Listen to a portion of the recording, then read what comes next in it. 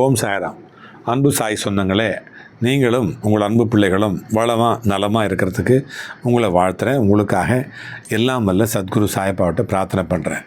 ஒரு அன்பர், அவர் பேர் ஞானம் அப்படின்ற ஒரு பேர். அவருக்கு பொறுமை அப்படின்னா என்ன அப்படின்னு கேட்டிருக்கிறார்.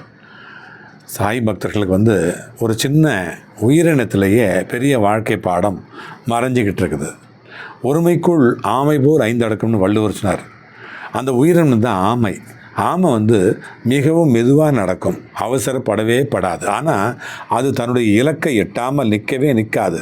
அந்த மாதிரி நம்முடைய வாழ்க்கையிலும் அவசரம் அவசியம் இல்லை, ஆனால் பொறுமை மிகவும் அவசியம் இல்லையா?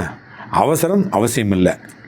பாபா எப்பவுமே சொல்லக்கூடிய ஒரு பெரிய ரகசியம், நம்மளை மாற்றக்கூடிய மிகப்பெரிய ஒரு விஷயம் நம்பிக்கை மற்றும் பொறுமை.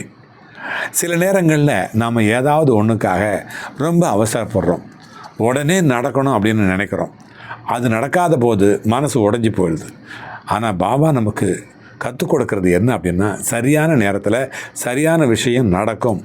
நம்ம வேலை நம்மளால் முடிஞ்ச அளவுக்கு நாம் செய்யணும். அதுக்கு பிறகு பொறுமையோடு காத்துக்கிட்டு இருக்கணும். ஆமை போல் மெதுவாக இருந்தாலும் தொடர்ந்து முன்னேறிக்கிட்டே இருக்கணும். வாழ்க்கையில் தடைகள் வந்தாலும் கூட நிற்காமல் முன்னே போய்கிட்டே இருக்கணும். சாய் பக்தர்கள் நினைவு வச்சுக்கணும், அவசரம் பல நேரங்களில் தவற்றை உருவாக்கும், ஆனால் பொறுமை எல்லா நேரங்கள்லேயும் வெற்றியைத்தான் உருவாக்கும். பாபாவை நம்பி அமைதியாக நம்ம நடந்து போகிறோம்னா வாழ்க்கையில் மெதுவாக சரியான பாதையில் நாம் போகிறதுக்கு ஆரம்பிப்போம். அதனால் தினமும் மனசார சொல்லுங்கள், பாபா எனக்கு பொறுமையும் நம்பிக்கையும் கொடுங்க.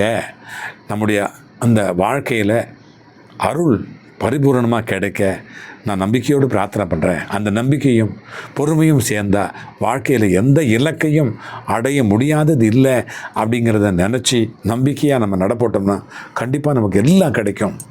அல்லாஹ் மாலிக்.